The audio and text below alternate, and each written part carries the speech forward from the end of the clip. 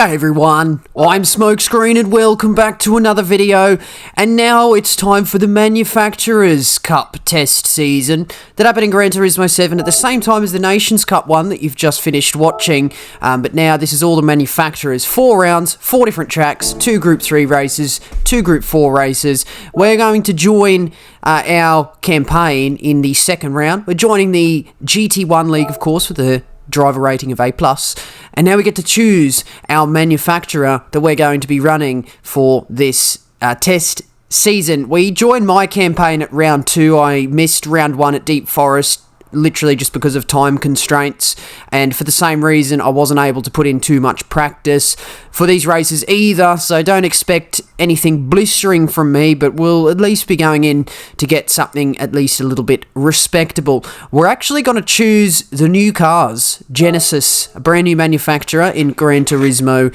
7. They're the 2 choices we have, the G70 Group 4 and the X Group 3. So of course, driving with Genesis, it's the new luxury sub-brand from Hyundai. Hyundai also have a car called the Genesis, but then they've also made a luxury sub-brand called Genesis. We have the X Group 3, which is a GT3 car based off the Genesis X concept car revealed in 2021, and we have the Genesis G70 Group 4, which is a GT4 race car based off the compact G70 luxury car. The car competes with like the BMW 3 Series and the Mercedes C-Class. But that's it, Genesis, let's go.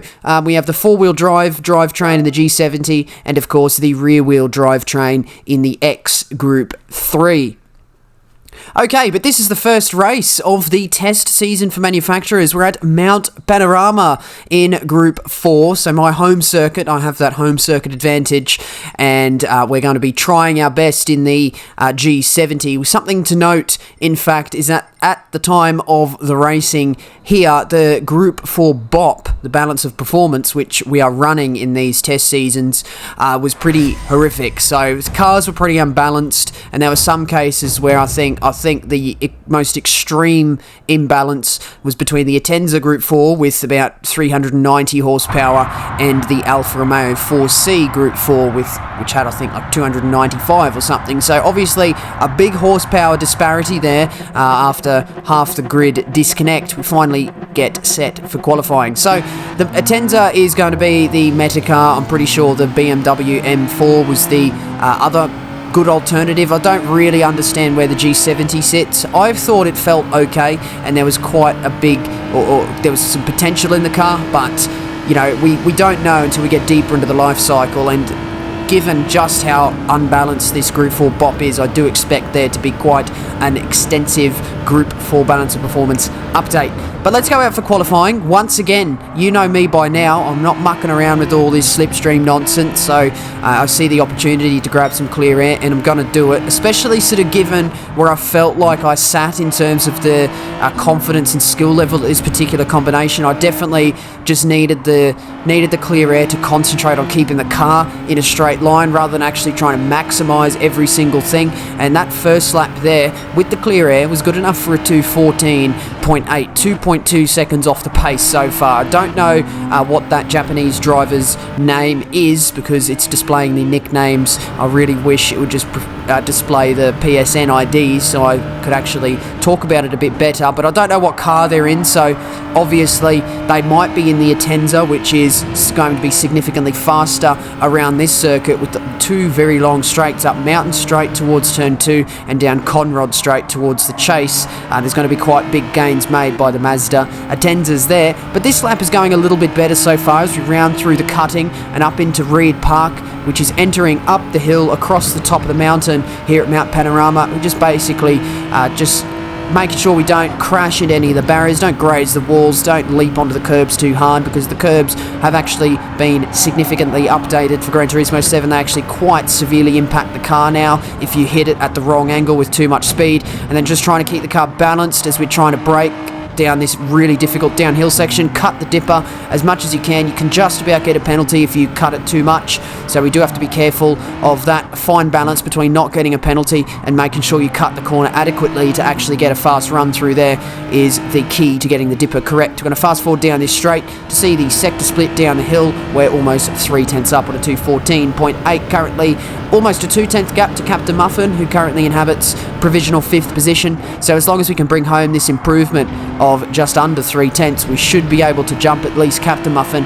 and get ourselves at least into 5th spot on the grid. We had a pretty good chase there. The 4-wheel drive drivetrain of this G70 actually means it's quite stable, in fact, which is nice and refreshing given well, I suppose just how unstable you're about to see the Genesis X is going to be when we finally have a race with that. But there we go, there's a 214.3, and I don't think we had the best turn 1 or turn 2 on that particular lap. We got up into 4th there. Kiwi's just come in behind me. Show has improved his lap, and he's got ahead of me now. He's about a 10th ahead, so as we come up the hill after getting a nice, good, smooth, fast turn 1 at Hell Corner and up through that sector split, almost a 10th up. So just a little over half a 10th up there, so as long as we can also tidy up our turn 2, which we took a little bit too slowly on that 214.3, meeting the car to the outside. We don't steer the car to the outside this time like we did last time, which tells me we definitely carried quite a bit more speed through there on that particular occasion.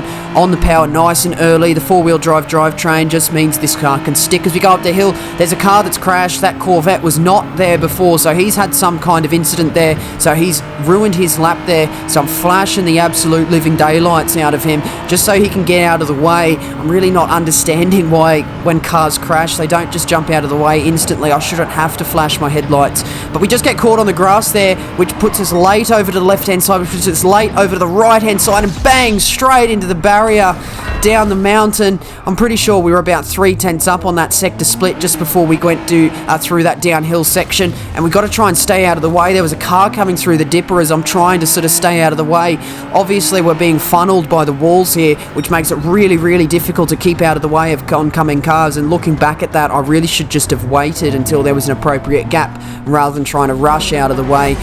But that's alright. We don't quite get that best lap in at the end. We've done a Max Verstappen at Saudi Arabia and we've crashed on our fast qualifying lap, but that's okay. We've equalised into 5th on the grid, ahead of Kiwi, ahead of Captain Muffin, and most importantly ahead of Konzio, which was the only other G70 on the grid. So I think for the manufacturers, if you're not quite sure where your own car sits in the grand scheme of things, you can set yourself a goal just to be the best in your manufacturer and try and maximise your result within your manufacturer. I think that's the idea. So almost forget that you're in a race with other cars and just focus on the race between yourself, and other drivers in your manufacturer. So Konzio's a little bit down the grid. I of course have no idea what sort of qualifying session Konzio had. He may have not got a good lap in, which would be quite unfortunate for him, meaning he's further down the grid, perhaps unfairly.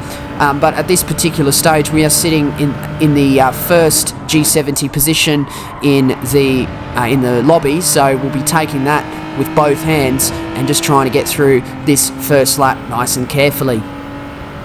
Right, so we've got Kiwi behind. He's going to be my main competition for this race because, unfortunately for me, I just don't quite have the pace at this stage. The test season has such an intensive schedule that, mixed in with all the other stuff I do, including work, which is obviously quite a large obligation that I have. I really don't have a choice but to go to work and, afford to put the roof over my head and that sort of thing, funny. Bit unfortunate how life works out that way, but no, there was basically a race between the Nations Cup and the manufacturers every day, so like you'd have a Nations race as we head down the hill and then we crash into the barrier again. What is wrong with me as this bloke is kindly screaming towards the screen? I don't know what's wrong with me, mate. I've just made the same mistake on 2 consecutive laps there, quite unfortunate. But as I was saying, yeah, you basically got either a Nations race or a manufacturers race every day, plus work. I have work during the the day on some days, so I literally do not have any time to practice. And like, I work in the mornings too, so it's not like I can stay up late and do later slots of these races, so I'm really quite limited, unfortunately. So I will say that now. I'm definitely not performing at my best in this race here, or pretty much a lot of the test seasons, a lot of the test season events. If the schedule continues to be this intensive, I'm definitely going to have to try and pick and choose the races to do, because I can't justify going hammer and tong at every single combination, especially with the other responsibilities I have. It's just the way it has to be, unfortunately. If I was a full-time content creator, maybe I could, but yeah, I'm not, and I'm a long way off being that. I don't even know if I want to be that, so I don't know. We're just going to have to take things as they come and just do the best in the situation or the circumstances we've presented ourselves with. And speaking of circumstances we've been presented with the circumstance of Kiwi being about half a second behind me now. After a little bit of a poor turn one, we had a pretty poor turn one, lost a couple of tenths there. I definitely just broke too early, didn't take enough speed through the apex. It was way too tight to the apex and didn't run the speed through to the exit of the corner at turn one. And Kiwi's just got himself within slipstream range. He's had the mountain straight to take advantage of that slipstream and get himself right up to the back of me through the top of this mountain section, and as long as he doesn't suffer too much from the effects of the dirty air, he will be within prime slipstreaming opportunity down the Conrod Straight, which happens to present itself at 1.9 kilometers long. I actually don't quite think it's 1.9. I think the entire length of the Conrod Straight from Forest Elbow to Murray's Corner might be 1.9, but I don't think I don't think the longest portion of the Conrod Straight is quite as long as 1.9, so I think my statistics here might be a little bit inaccurate, but nevertheless, it's still a long enough straight such that you can slipstream towards someone. The slipstream in Gran Turismo 7 is not as strong as it was in Sport, so yeah, if you're sitting about half a second behind in GT Sport, you probably have a pretty good chance of overtaking into the chase, but Kiwi was sitting at about 6 tenths behind, and he's only got to about 2 tenths behind. That's still quite a significant gain though, and if he was maybe 4 tenths behind me, I'd probably have a little bit more trouble trying to keep this position, but I get a pretty good chase. I commit to the power nice and early as we're coming to the end of the third and penultimate lap in this round 2 race at Bathurst here. We've got one more lap to go with Kiwi hot on my heels. He's filling up my mirrors with his Subaru WRX, I believe that's the car he's driving, and we're just improving with every lap we go. Lap 1 obviously is a little bit slower with the rolling start off the final corner, setting a 2:23.6, but then the lap 2 was a 2:15.8, lap 3 was a 2:15.6, so we're finding pace and improving. Kiwi's about 4 tenths behind there. I'm looking behind and he's creeping into the radar, and I was tossing up, do I go defensive here? There's the 2/10 gain at the sector split, so we found the 2 tenths we lost on lap 3, so it just goes to show I had a really poor turn 1 on the previous lap. He doesn't quite get close enough to justify myself going defensive on that occasion there, so I remain ahead and in control of the situation as we head up through the mountain. It's important to be ahead through this section. You do not want to be stuck behind a slightly slower car. Not that Kiwi is slightly slower, but you definitely have an advantage of having the clear track in front of you through this section, because it's all single file, it's all narrow, you've got the walls encroaching into your racing line. You've got to be really, really accurate, really gentle on the application of all your inputs, and make sure you keep the car all balanced up, not oversteering, not understeering, and let's make sure we don't crash into the barrier again like we've done twice as the sun just dips below the horizon and it's gone dusk here in Bathurst in New South Wales. But as we're heading down to Conrod Straight, that gap to Kiwi's opened up just ever so slightly. I think we've got a slightly tidier mountain section on that time, and Kiwi's about 7 tenths behind, and that gap's actually slightly extended on the exit of Forest Elbow, which tells me I've got a slightly better exit than him, but with the slipstream assistance he's able to recover the poor exit and turn it into a speed advantage down the straight. That gap to shows actually come down. It was about 2.5 seconds at some point in the race, and we're about 4 tenths up on that third sector split halfway down Conrod Straight. The gap to shows come down to 1.6, so I think if the race went on for a little bit longer, I think perhaps we could have had a chance at 4th, and maybe if I had a little bit more time and a little bit of a better opportunity to practice and get up to the pace, I probably could have got a better position at the end of this race. But towards the end of this Conrod Straight into Murray's Corner, Kiwi, unfortunately for him, was not quite close enough, but he definitely gave me a good run for my money. He kept me honest, he kept my mirrors full of headlights and a Subaru WRX. But at the end of the day, I was able to keep the G70 in the 5th position, and I was able to come home with quite a decent result there. I'm not that displeased with that performance, to be honest, because I know how I felt at the time. You know, that's not my ultimate pace there, and I definitely have more to give in that in the Genesis there. But I think given that I'm learning a new car, new game, and I didn't have as much time to practice as I would have liked, I'm actually perfectly satisfied with that 5th position there, and because I'd worked the next morning, I couldn't justify staying up any later for more slots, and the fact that this, as you can see now, was a 250 point result, I'm perfectly satisfied with that, and that is where I left this combination here. The next round coming up is Group 3 at Suzuka, so we'll be taking the Genesis X Group 3 car out for the very first time, and, well, you'll have to wait for the next video to see exactly what that car is like. But first impressions of the G70, really stable 4-wheel drive car, a lot of exit traction, and doesn't oversteer, which is nice because I tend to not really enjoy oversteer, but it is quite understeery though, so we do have to make sure we're not turning the wheel too much or being too aggressive in this Group 4 car. Otherwise, the car will begin to understeer everywhere. But that's about it. Otherwise, I'm quite satisfied with the choice of Genesis there. But we will have to watch out and see if the Group 3 car is up to scratch.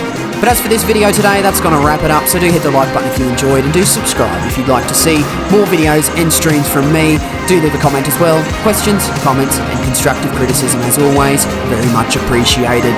But that's going to be the end of this one today, and that means that is it from me. So once again, I do thank you very much for watching. See you later.